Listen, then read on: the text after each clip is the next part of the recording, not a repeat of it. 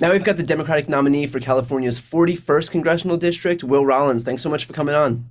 Thank you so much for having me, Brian. So let's start off with this. You were a former federal prosecutor. Can you talk about what it's like, given your background, to see Trump continue to commit these crimes with apparent impunity, from January 6th all the way to most recently what occurred at Mar-a-Lago? And I say impunity because, thus far we've yet to see anyone from the DOJ to the New York AG to the Fulton County AG indict him thus far. Yeah, I mean, I got into this race because I believe in the rule of law, and I spent 5 years as a federal prosecutor specializing in counterterrorism and counterintelligence cases. And as somebody who had, security clearance, who understands that human life is at stake when you put classified documents out in the open, when our, allies' security is at risk, our own national security, of course, at risk when nuclear weapons related material, as was reportedly stored at Mar-a-Lago, is, out there in the open for adversaries to gain access to. That's horrifying, and it should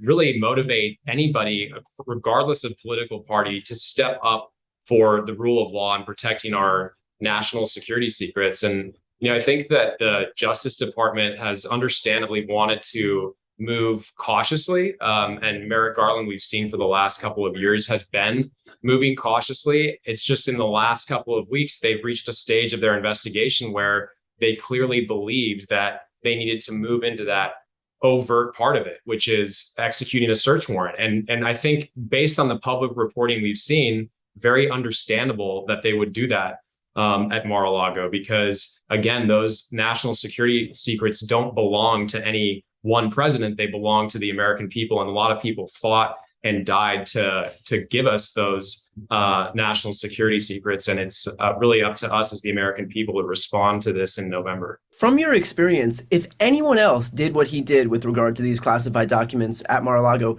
what would happen to them? So, look, I mean, the fact that a special master was appointed is very unusual. And the fact that the Justice Department was willing to give him a lot of latitude and have back and forth, and then seeing some of what he's responded to and some of the excuses that he's come up with in the last couple of weeks, saying, oh, I declassified these at the time. Well, he never told the Justice Department that during meetings that they had at Mar-a-Lago, according to what we've seen in the reporting. So anybody else, and look, the Republicans, I think rightly, and Democrats alike, when Hillary Clinton, the investigation there was going on, people understandably were concerned about the possibility that classified information had been spilled into some unclassified systems. We can't have a double standard. That should be true for anybody, no matter which party you belong to. And that's why in this instance, and for anybody who really puts our national security secrets at risk, there needs to be accountability. And the FBI absolutely, from everything we've seen reported, is acting appropriately to protect those secrets. All right, so let's switch over to your race right now. Tell me about your district. What happened to the seat in redistricting, and how flippable is it? So it's very flippable. It went from a Trump +7 when I launched this campaign in October to a toss-up essentially now, where we've got an edge in registration. Democrats actually gained 8,000 voters since January, 2,000 voters over the last 8 months. And Republicans lost 1,000 voters, which I think also tells you something about the trajectory of the country and where the political environment is at this moment. Your district includes Palm Springs. Now, I know Palm Springs well. I've got a ton of friends who live there. Palm Springs also has a huge LGBT population. So first, can you talk about how that relates to Ken Calvert, who is the Republican in this district? Sure. So he's got a 30-year career of being one of the most anti-LGBTQ members in Congress. He started his political career in 1992 by outing his political opponent. He voted against gay marriage. He voted against gay adoptions. He voted against the Matthew Shepard hate crimes bill in 2009, which was just designed to give law enforcement the ability to go after people who target people in hate crimes just for being gay. He voted against repealing Don't Ask, Don't Tell. And so when we've got a big LGBTQ population in our district, and I got into this race again in part because I had wanted to serve in national security since September 11th, but couldn't because I was a closeted gay kid and didn't feel like I wanted to enlist and be outed, and made my way into DOJ in a different capacity. But that kind of a contrast, and if I'm elected, being the second openly gay guy in the House ever from California, I think is really going to resonate with voters. Can you expand on that a little bit? Like, what does it mean to you to be able to run against an open homophobe in a district that includes a place like Palm Springs as an openly gay man? I mean, visibility is important for our community. And I always say, visibility is important because it's morally right that this country support people no matter who they love or what they look like. But it's not just morally right. It's better for our economy and for our national security. And that's why Calvert is scared enough now to try to change his views on this subject, because he knows that the American people agree with me on that. And so being visible for our community and saying, look, people have value to contribute to our military, for example, Arabic linguists being discharged after 9/11 for being gay. That hurts our national security. And so I'm really proud to be campaigning out and to be standing up for our community, because when we succeed, the country succeeds. And that's how we compete in the 21st century. I think a lot of what we're seeing right now in this next phase of the assault on privacy rights is the GOP's attack on same-sex marriage. Can you talk a little bit about that and why it's significant that you're running right now at a time when the GOP is setting their sights on not only Roe, but same-sex marriage as well? Yeah, I mean, look, the Republicans have won the popular vote for the White House twice since 1987. They've got a 6-3 majority on the U.S. Supreme Court, despite the vast majority of Americans rejecting their choices for president over the last 30 years. And so it's crucial that we have people who stand up for our own values and what the vast majority of us believe. That's how democracy is supposed to function. And so, there's checks and balances on that branch, and making sure that we have a candidate who keeps the government out of our bedrooms is absolutely crucial. And that's why at this point in time, unfortunately, in our country's history, only one party is standing up for that. And when you've got an opponent like Ken Calvert, who's voting against the contraception legislation that passed 2 months ago, that through the House, and then who joined the lawsuit to overturn Roe and thinks it's okay to prosecute women and their doctors, the country has to respond to that to make sure we get the kind of protections we need to keep government out of our bedrooms. On that exact issue of Roe, obviously that's one of the biggest issues facing us today. And so we're contending with the Republican Party's assault on abortion and reproductive rights. Can you outline the difference between you and Ken Calvert on this issue? Yeah, I mean, again, this is somebody who started his career opposing abortion rights. He has fought for 3 decades to overturn Roe. He joined the lawsuit recently to overturn Roe. He's voted in the past to allow child predators to sue to prevent their victims from getting an abortion.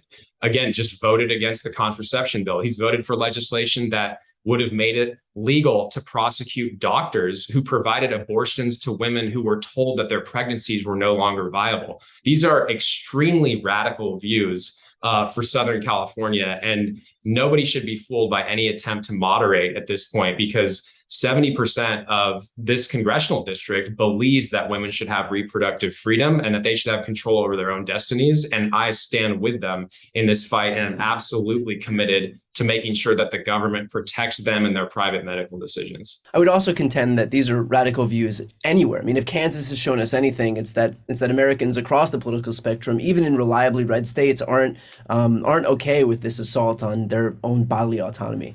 As I've done these interviews, I'm always particularly interested in candidates' interactions with independents and Republicans who see today's GOP and basically want nothing to do with it, or who see what they're doing as being untenable. Have there been any memorable moments or interactions with anybody in the middle or on the right?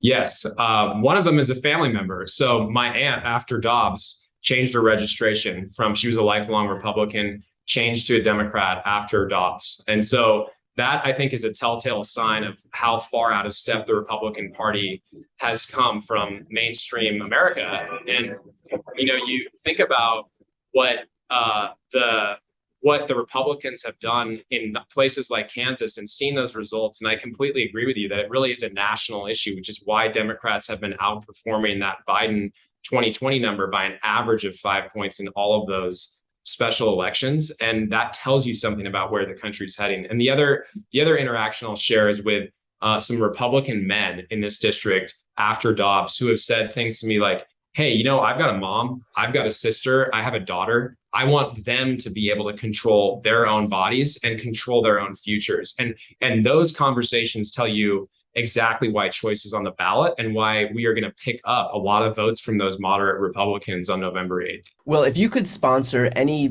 piece of legislation that's less obvious, I'm meaning not a law codifying Roe, for example, what would that legislation be? What's uniquely important to you in this campaign? So obviously voting rights are important, but I know others have talked about that. I think more candidates need to be talking about how we fix our broken information system. So modernizing and revitalizing some type of a fairness doctrine that the United States used pre and post World War II to prevent the rise of fascism, to protect the public's right to be informed by fact instead of fiction, and providing some accountability for big tech, whose algorithms unfortunately have spread a ton of destructive information across our population without any accountability. What's the polling looking like in your district right now? Give us a snapshot of the race as it stands here less than 2 months out. So it's looking great. MSNBC did a short segment on this a couple of days ago, and an Apple Card poll from the end of July showed me up by 2 points after voters are informed about the contrast between me and my opponent. Somebody who believes that we should use the law to go after people who attack the U.S. Capitol versus somebody who believes we should use the law to prosecute women who get an abortion and their doctors. And so, I think, again, with that Biden number and all those special elections and how we've been able to outperform it from 2020, I think we'll win this seat by 4 points. How can we help with your campaign, with that being said? Well, if folks want to go to willrollinsforcongress.com and sign up to volunteer and contribute and help us, get the resources we need to flip this seat, that's crucial. Because if you look at that MSNBC piece, the points, the 2 points that I win by in that poll, that's assuming we have the resources to do it. And as broken as our campaign finance system is, unfortunately, that is the way that we pick up some of these flippable red to blue House seats in California. And for all the reasons we just discussed, democracy and freedom are on the line this November 8th. So we can use all the help we can get. And I would just reiterate, here in this liberal enclave of Southern California, we're always looking for ways that we can actually make something of a difference, because it's otherwise such a reliably blue area. But I mean, your race is just the epitome of exactly that. So for anybody watching or listening, especially from Southern California, where we're always looking to be able to elicit some type of change here, this is the race that people should focus on. So Will, with that said, thank you for taking the time, and good luck as you continue your campaign. Thank you, Brian. Thanks again for having me.